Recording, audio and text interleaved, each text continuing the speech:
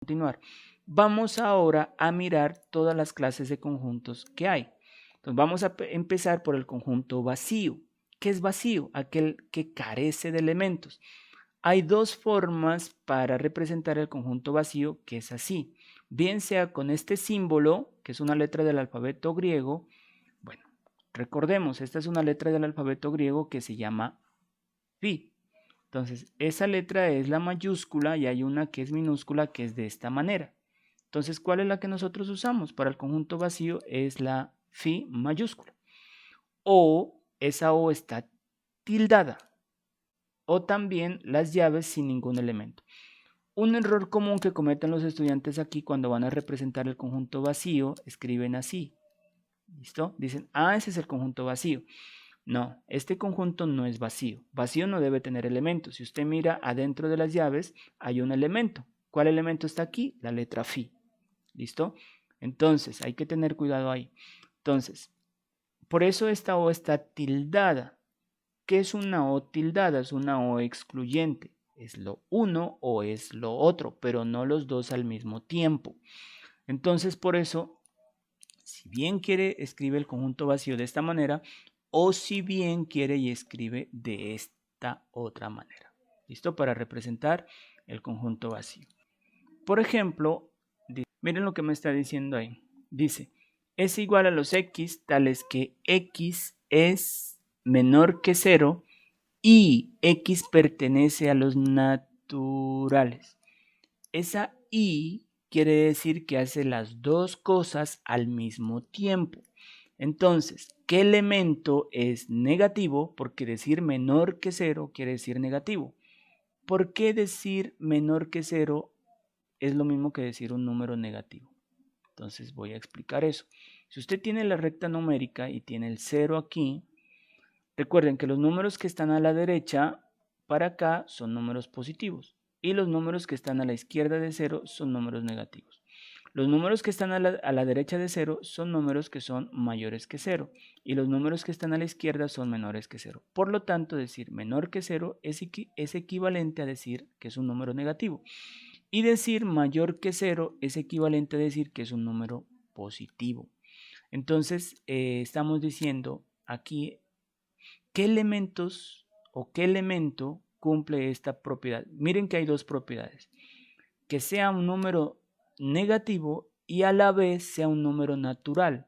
Entonces, como todos los números naturales son positivos, entonces ningún número va a tener esas dos características. Por lo tanto, el conjunto es un conjunto vacío, no tiene elementos.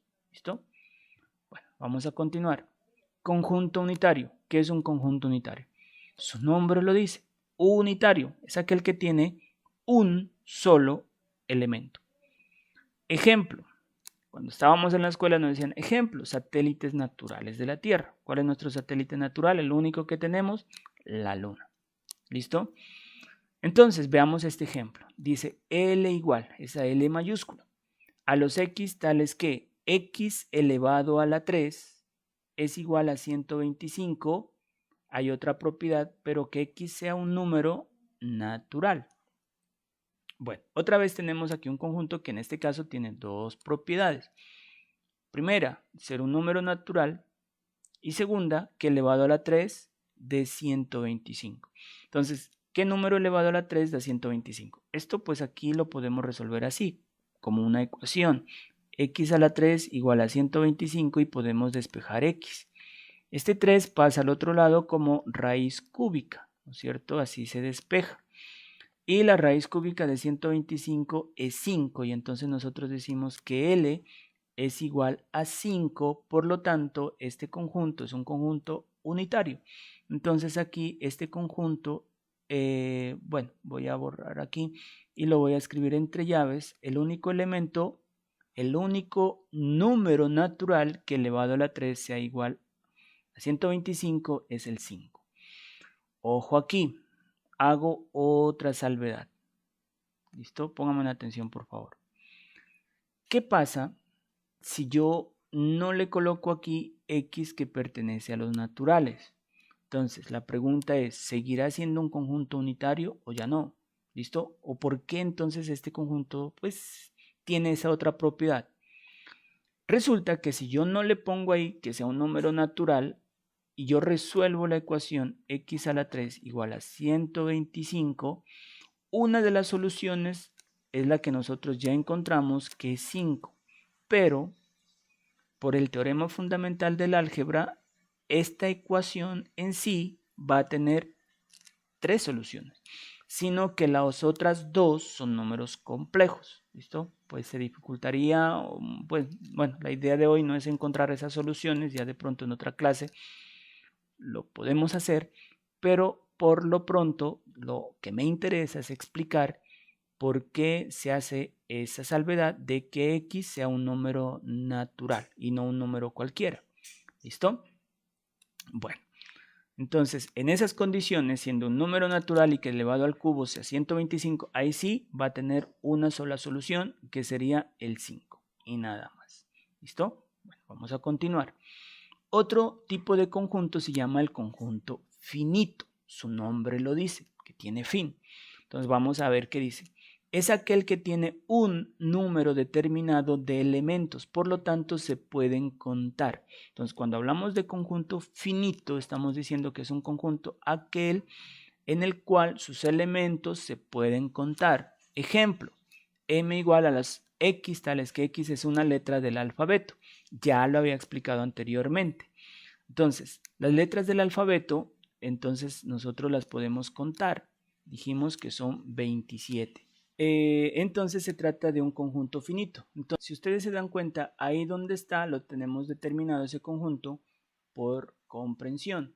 X tal que X es una letra del alfabeto. Por extensión, ¿cómo sería? Bueno, entonces sería la A, B, C, D, E, como son bastantes, puedo hacer esto. Puedo colocar 3 puntos suspensivos, coma, y poner la última, que es la Z.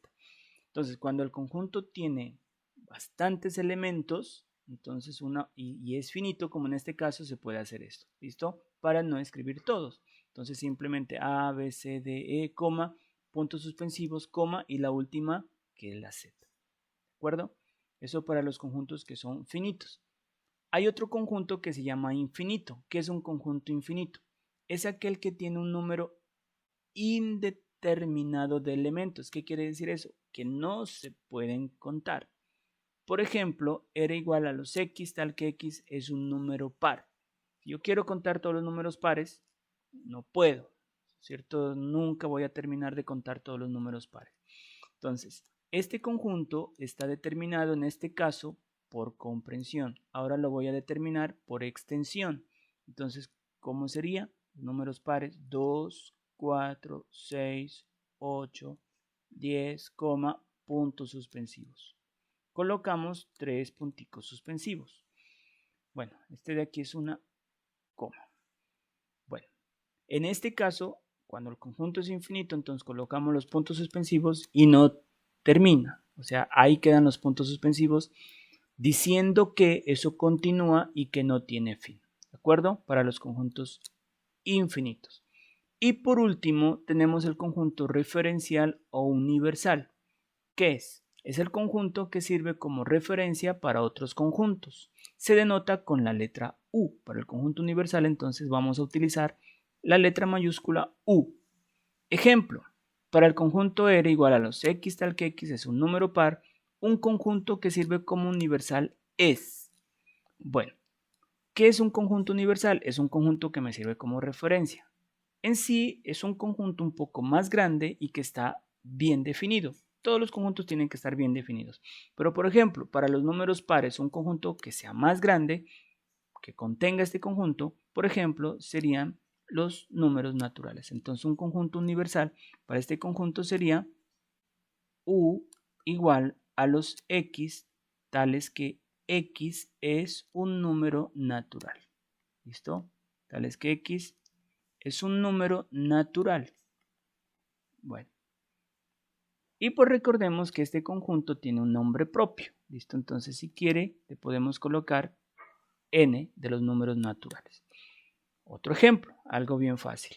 Supongamos, por ejemplo, que tenemos un conjunto llamado A y está formado por los elementos E, I.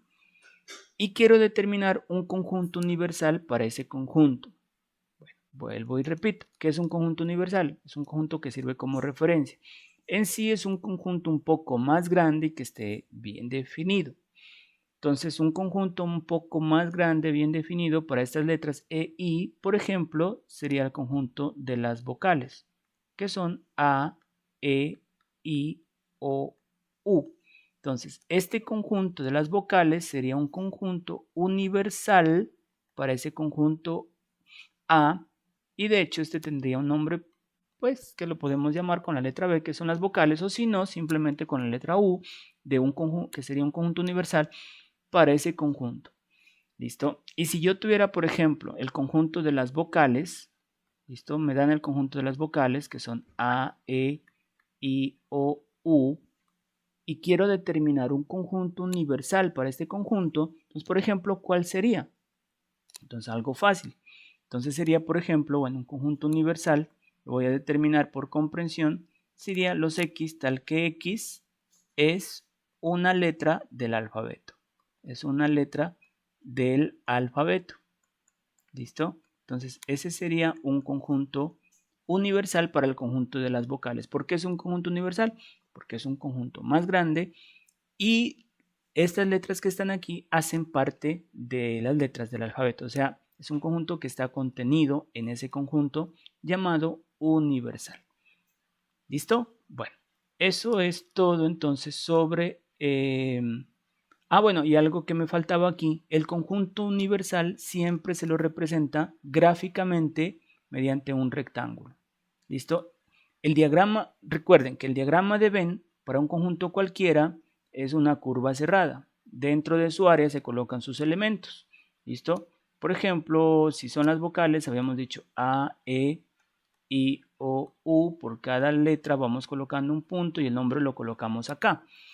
Para el conjunto universal, entonces se hace así.